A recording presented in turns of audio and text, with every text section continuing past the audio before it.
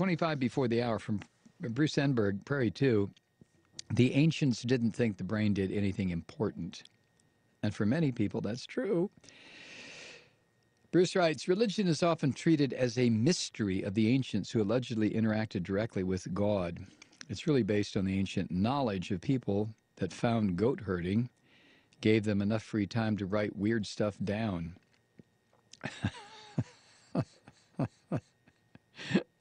People that found goat herding gave them enough free time to write weird stuff down. All right.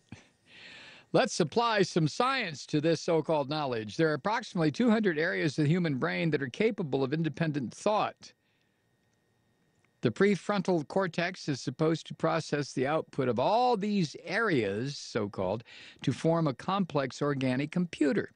The output is the coordinated, sorted, and censored thoughts of all these specialized brain areas to create what we choose to cling to in our ignorance as human consciousness.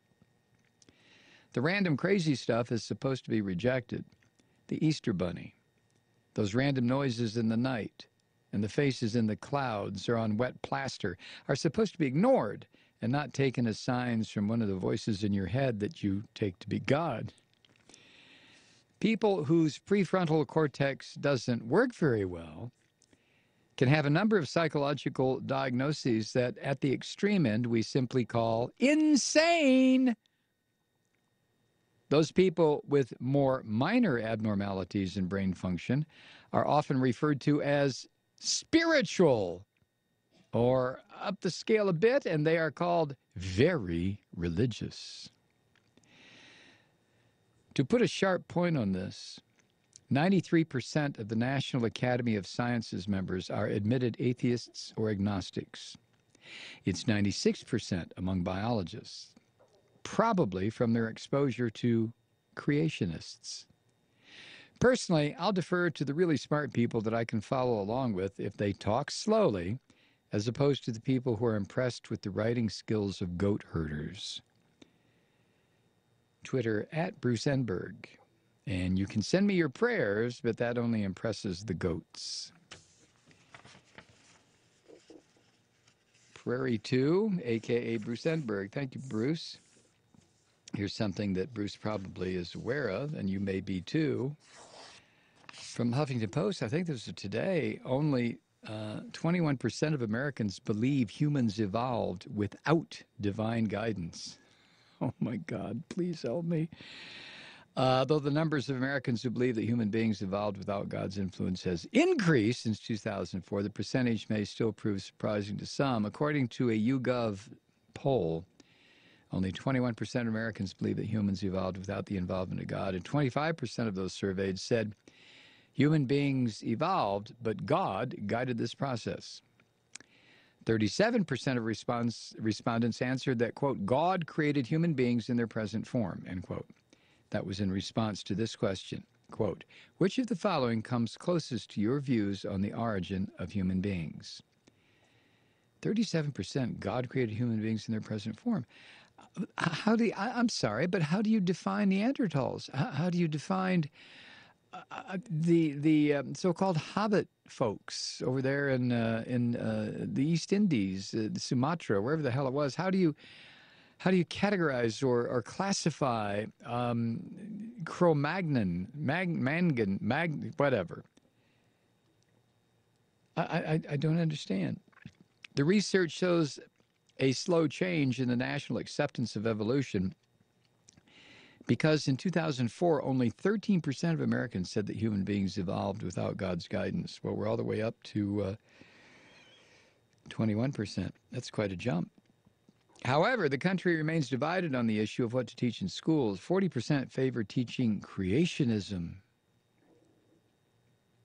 40% favor teaching ridiculous, superstitious mumbo-jumbo instead of science.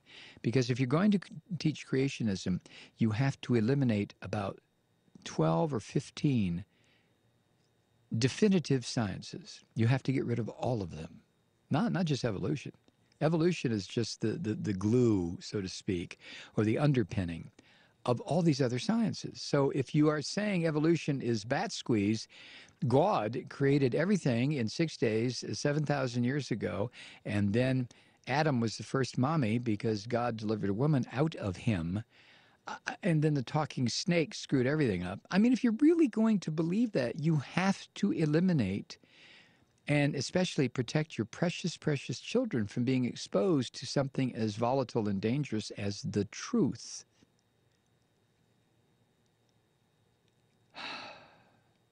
"40% favor teaching creationism in schools. 32% oppose teaching it. 32%. 29% are not sure. Well, I don't know. I don't know what to do here. Do I teach what it says there in Genesis, or do I teach what, 100,000 years of various forms of humans walking on the earth have put together as collective knowledge? Oh, never mind.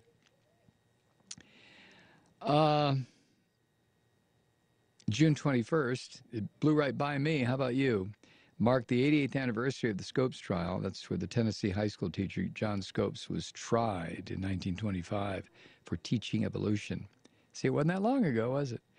The practice was at that time illegal to teach evolution under the so-called Butler Act, which made it unlawful to teach evolution in any state-funded school in Tennessee.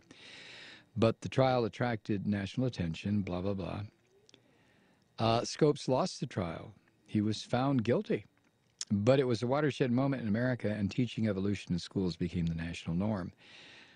But more recently, the debate has been couched in terms of the role of religion in the government, with many arguing that the teaching of creationism and intelligent design violates the separation of church and state. Well, the only ones saying that are those God-damned atheists.